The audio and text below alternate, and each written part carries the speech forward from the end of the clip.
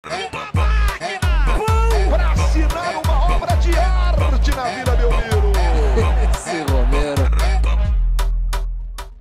Quem é Zlatan Ibrahimovic? Todo mundo já sabe. Um dos melhores jogadores da nossa geração.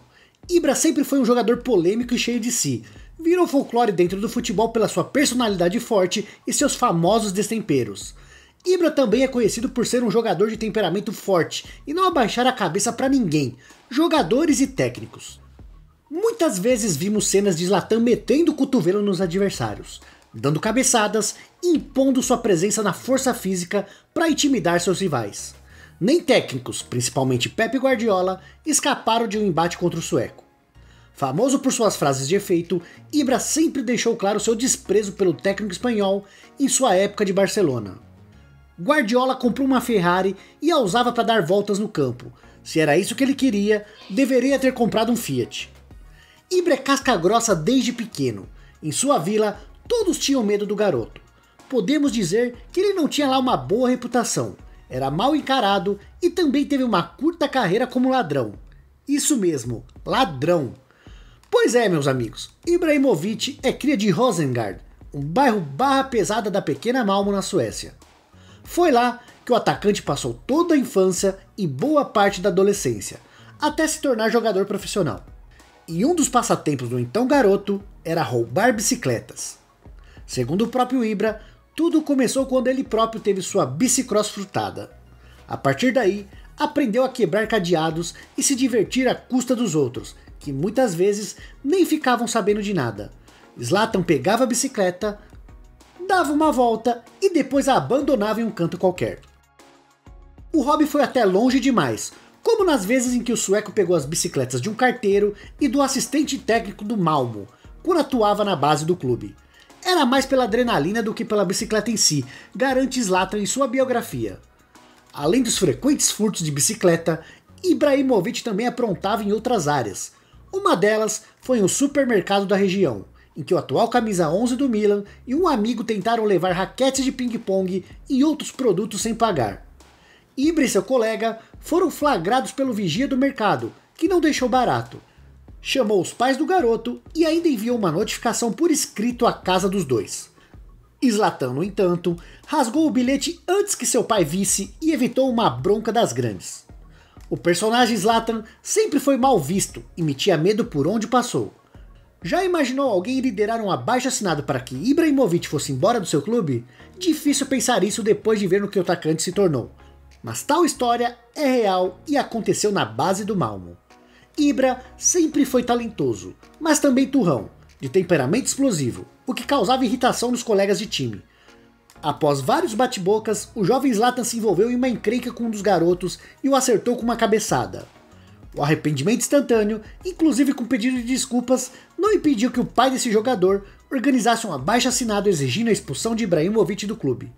O documento até reuniu várias assinaturas, mas na hora que foi apresentado ao técnico, o mesmo ficou pistola e bradou: "Que bela merda é essa?", disse Eike Kallenberg, que dirigiu o time de Ibrahimovic pouco antes de rasgar o papel, sem pensar duas vezes.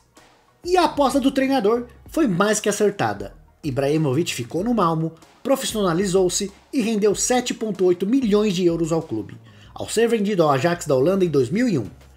Mas antes de conquistar algum dos maiores palcos da Europa, Ibra ainda aprontou das suas quando já atuava no time principal do Malmö. Certa noite, quando passeava com um amigo por Rosengård, Ibrahimovic surpreendeu o senhor que conversava com uma garota de programa. Freou bruscamente o carro, desceu empunhando um frasco de shampoo e gritando: "Polícia! Mãos ao alto!" O senhor saiu com o carro em disparada, mas voltou com a polícia de verdade para encontrar os garotos que haviam aprontado isso. Ibrahimovic, em seu livro, diz ter explicado para os tiras que riram da situação e deixaram tudo passar sem punição. Mas uma história da vida de Zlatan Ibrahimovic chamou a atenção recentemente, quando o atacante Alexandre Pato, do São Paulo, ao participar do programa Resenha da ESPN Brasil, falou sobre um caso que aconteceu com o atacante sueco na época que ambos estavam no Milan, em 2010. O caso do único jogador que botou medo em Zlatan em toda a sua carreira. Ibra era um ídolo e principal jogador do Milan no elenco naquele período, e sempre foi conhecido por ser de difícil convivência em campo, pois sempre estava com os nervos à flor da pele, mesmo nos treinamentos, Ele exigia o máximo de si e dos companheiros. Durante um desses treinos, Pato disse que em um lance casual, houve um choque entre Ibrahimovic e o zagueiro Augusto Oneill, dos Estados Unidos. Oneill era só mais um dentro daquele elenco. O jogador quase não jogava pelo clube. Mesmo após chegar ao Milan depois de uma boa passagem pelo futebol belga, com mais de 100 partidas pelo Standard de Liège. O fato é que Oneill era mais um naquele elenco, mas não era qualquer coisa, pois é um jogador de 1,96 m de altura, com 95 kg, como diziam os outros jogadores, um armário de tão grande. Na dividida entre os dois, Ibra acabou levando a pior no lance. Oneill percebeu a entrada dura, se desculpou e então o treino seguiu adiante. Mas na jogada seguinte, Zlatan aplicou uma tesoura por trás no zagueiro, que se levantou imediatamente e foi tomar satisfações. Ibra agarrou Oneill pela gola da camisa, então, como conta Alexandre Pato, Oneill aplicou um golpe de judô Ibrahimovic, que, lembrando a vocês, é faixa preta de taekwondo, diga-se de passagem. Com o golpe, o americano derrubou o sueco e o dominou completamente, aplicando um mata-leão, pronto para disparar um soco. Mas inexplicavelmente, Oneill, ao preparar aquele soco, com o Ibra já dominado, respirou fundo, largou o atacante e saiu de campo. Ibrahimovic, segundo Alexandre Pato, ficou com medo do zagueiro dos Estados Unidos a partir daquele momento em diante no clube. Mas uma outra versão dessa história, contada pelo próprio Zlatan Ibrahimovic durante uma entrevista que deu à ESPN dos Estados Unidos no final de 2019, quando ainda era jogador do Los Angeles Galaxy. Ibra confirmou a história, que também contou em sua biografia lançada há poucos anos. Ele narra o lance de outra maneira, de uma outra perspectiva, de que Oneill foi o maior e mais forte cara que ele já se envolveu em uma confusão. No lance, segundo o Ibra, o choque inicial realmente aconteceu, e que ele se vingou na jogada seguinte, e que Oneill foi realmente tomar satisfações, e que partiu para cima do zagueiro quando a briga estava realmente começando a acontecer. Ibrahimovic agarrou o zagueiro pela gola da camisa, e então Oneill começou a chorar e orar para Deus. E nisso, Ibrahimovic começou a ficar ainda mais enfurecido, preparando um soco. Foi então que a turma do Deixa Disso se amontoou em cima de Ibra para segurá-lo e ele não bater em Oneill.